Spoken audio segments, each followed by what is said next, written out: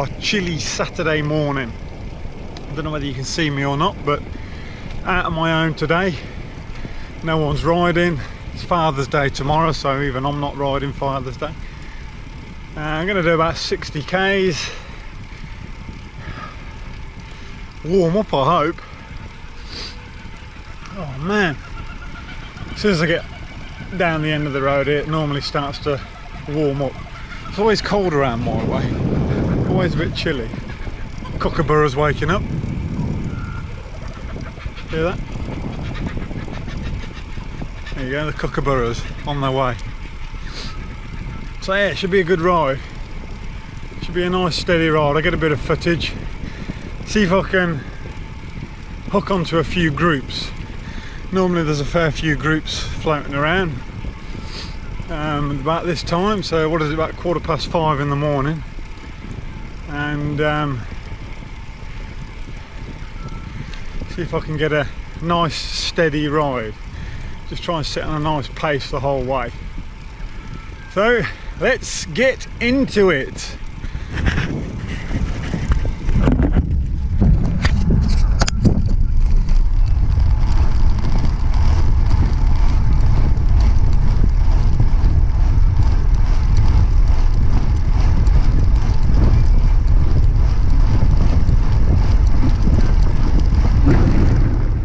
Okay, so straight into it. So where are we at the moment? Just on Old Cleveland Road, heading out towards Capalaba. I like riding at this time. It's pretty good. I enjoy the early mornings. You see, this is about 5:15.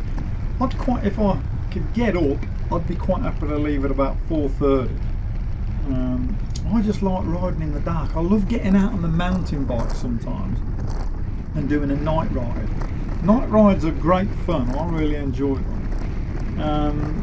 So what I'll do on this video to fill in a little bit of the spaces as we're riding along, I will answer a few questions. So let's have a look. Now I've had quite a few of you ask about my valve and my heart and how I'm going. There's someone here, I can't remember who his name was now. Let me have a quick look.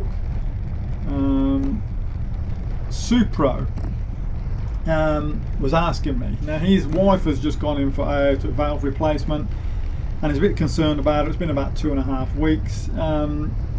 Look, 2.5 weeks isn't a long time when you consider what your body's just gone through. You know, open heart surgery, replacement of valve. It's a big op. So 2.5 weeks is relatively short time for recovery. So for me personally, before I started to feel confident again, because I mean it knocks your confidence, it knocks my confidence a bit anyway, but for me to gain my confidence back and not feel like my chest was going to pull apart every time I moved, was about 2 to 3 months. You know, as far as the pain and that goes, to be honest with you, I never really had any great pain, but I was just conscious of my chest cavity falling apart. But it obviously won't, because it's wired together. But it takes you a good couple of months. So I'd say about 2 to 3 months when you're sort of on the way. As far as INR goes, a range of 2 to 3. Well, that's what mine is. INR level is 2 to 3. That's exactly what mine is. I monitor mine with my own home monitoring system. So it's just a tiny little device, and it's called a Coagu check machine from Roche. You can get them online. They're about $1,000. And then you just buy the little strips whenever you need them, and that will tell you your INR instantly. It's pretty much the same sort of thing that people use when they're doing for blood sugar, for diabetes. So hopefully that has put your mind at rest a little bit. My valve's all good, no dramas. I go and see my cardiologist at Christmas again. Super, all good, as far as I can know, no dramas. So just got to take your time recovering, and don't stress about it too much. Now let's have a look. Had another one here just today actually, about the power meter. So wanting to know what my current FTP is Chadelfoy has just purchased a power meter. I think that's how you pronounce your name there on your YouTube. Just purchased one, and his calculations is around 225 watts for his FTP, and he's asking what mine is currently. Look, I did get it up to 309 watts not so long ago. I would estimate now that I would be around 270 to 280 watts. I would think. Maybe a bit less, maybe a bit more, I don't know. I need to do another FTP very, very soon to establish that. But you know, I'm sort of comfortable sitting on 250-ish sort of watts. That's not too much of a drama for me. But you never know till you do it. You know, you just don't know till you do it. So I will do one soon when I get 5 minutes. But as I say, I'm just flat out at the minute doing all sorts of things. But it will happen. But 225 is a good starting point. At least you've got a starting point. That is the thing. You get your power meter, you do your FTP, and it gives you a base. So it gives you a control that you can work to and increase it from there. And it all comes down to doing your efforts, increasing your 1, your 2, your 3, your 4, 5, 6 minute efforts, then recoveries for the same amount of time, and then going again, you know, and repeating those. And it's about getting your heart rate to be able to handle more watts, basically, and being able to pump those watts out for longer periods of time. It does happen, but it doesn't happen overnight. Everyone wants it to happen overnight, don't they? But it just doesn't. It just does not happen overnight. Coming in a Capella bar now, so there you go. I'm back up to what, 400 watts.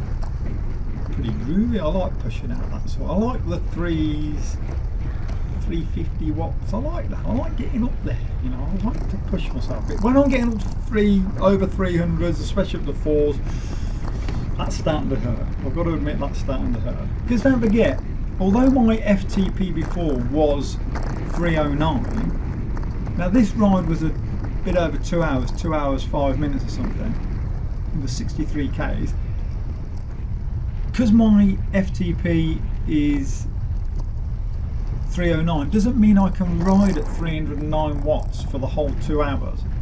I wouldn't be able to do that, you know, but you can have splurts where you're able to get up to that 300 watt mark for a few minutes and then come back and recover and then go up again and recover. And the idea of that is, if you're out with a group of guys, when you're on the back you're recovering, yeah, so you're not pushing out as many watts, but then when you get up the front, you know you're comfortable, you can get up at that 350 mark and sit there for a few minutes and then drop back and recover at a lower watts, you know, 220, 240, 250 watts, and you can start to recover at those sorts of power outputs. And that's what I find when I did a trainer session the other day on Zwift. If anyone's seen my Strava thing that I did the other day on Zwift, I was doing efforts at around between 300 and 400 watts for a few minutes at a time, and then I was recovering at around 220 watts. So what happens is, the fitter you become, or at least it's what I find, the fitter you become, you are able to recover at higher watts. So instead of having to recover at like 150, 160 watts, you're able to recover at the 2s, 220s, 230 watts. And the reason why that's good is because when you're on the back still or in the middle of a pack, to recover, you still might be pushing out 220, 230, 250 watts, while someone at the front's pushing out 300, 330 watts. So you still got to be able to maintain. If you can only recover at 160, 180 watts, and someone at the front's pushing out 300 watts, well, you're going to get dropped. Simple as that. So doing the efforts and doing the recoveries is good. Good practice, and it will get your cardio ready, it will get your legs ready, it will get everything super sorted for when you want to use it out on the road. And just come back down to the basics, putting the time and the effort in and doing it. That's all it comes down to, you know. You have to do it. It does not happen overnight. That's one of the things that frustrated me at the start. I wanted it to get better and better and better really quick, but it just doesn't. It does take time. And the disappointing thing is you lose it quick. You lose it real quick. But them's are the breaks, aren't they? Them's are the breaks. So that's it on power meters. What else is there? Let's have a look and see what another question is. We're coming into Victoria Point now, heading down into Vicky Point now. I'll do a little bit of a video along the esplanade there. We'll have a look for another question and do another question. Alright, here's another one. So I was asked by someone the other day to do a video on my lights. Now I'm not going to do a video on it, I'll just explain what I use. I use the Urban 500. It's very good, nice and bright, lasts for a good few hours, and you get it onto flash and it will last for hours and hours. Very good. I've had it for about 5 years, never had any dramas with it whatsoever. So that's the one I use on the front, and the good thing is it's easy to get on and off the bike, and if you don't want it on the bike when it gets light, you can just throw it in your pocket. Nice and light, and it holds a good charge. So I've had mine for about 4.5, 5 years and never had any dramas with it whatsoever. As far as the back one goes, I use the Fly 6, so that's a video light. I use the Fly 6, and again, never had any dramas with that. It lasts the whole ride. I mean, I've done 5-hour rides before, lasted the whole way. As long as you've got a big enough SD card in it, you'll get all your footage on it as well, which is great. And it's got a nice bright light. You've got all different flash settings on it. And again, never had any dramas with it. The only thing that's a pain in the ass with that is the straps keep breaking, but apart from that, no dramas. So they're the lights I use, and that's pretty much it for questions on this little video.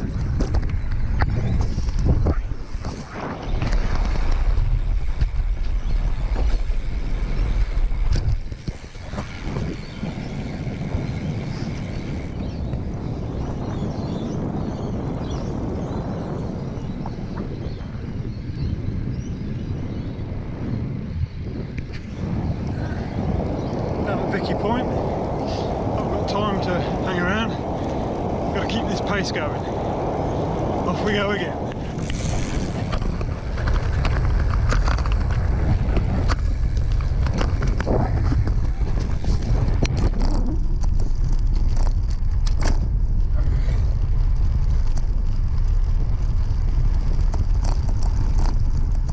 Alright, so my ride is done. Had a shower, watched a bit of the Vuelta, and hung my bike up, so I've got to give this a good clean now. So I haven't cleaned it for a few weeks. Look at the state of this front fork. Terrible, disgusting. Look at the state of my garage. Look at this. I'm building an extension on my house at the minute. So there's my dog. So here's my little project I'm doing. This is why I haven't been able to do a great deal of videos, you see. Been flat out. We're off to Little Athletics soon as well with the kids, but here's my extension. So we've got the walls up. I'm just waiting for the sheeting to come, hopefully Monday or latest Tuesday, so I'll sheet the outside. And then my roof. So it'll be a double car garage with electric door, and then this will be my new office, and I shall set my indoor trainer up about there. So but anyway, it's the hard work's done now, the framing's all done, so it's all good. And my little ride today, it was a solo ride as I mentioned earlier, and what did I do? 63 Ks. I'll give it a good old nudge, I'll give it a bit of a push. I've got to admit the legs were starting to feel it towards the end, but it was good all the same. It was good. I just kept it at a nice steady pace and pushed it a bit on some of the climbs, the little hills.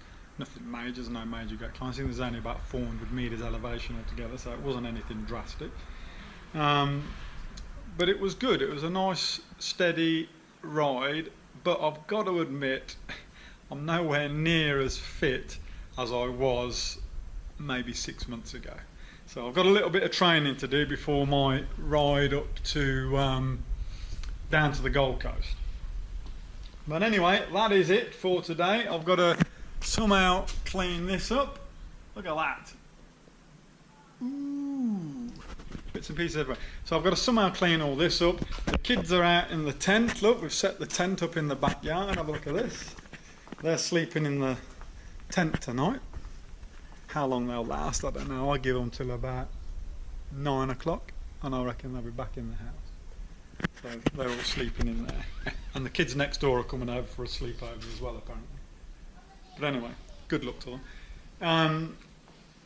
So yeah, that's it. So no riding tomorrow. It's Father's Day. So happy Father's Day to all the dads out there. And keep on pedaling, people, and we shall see you on the next video.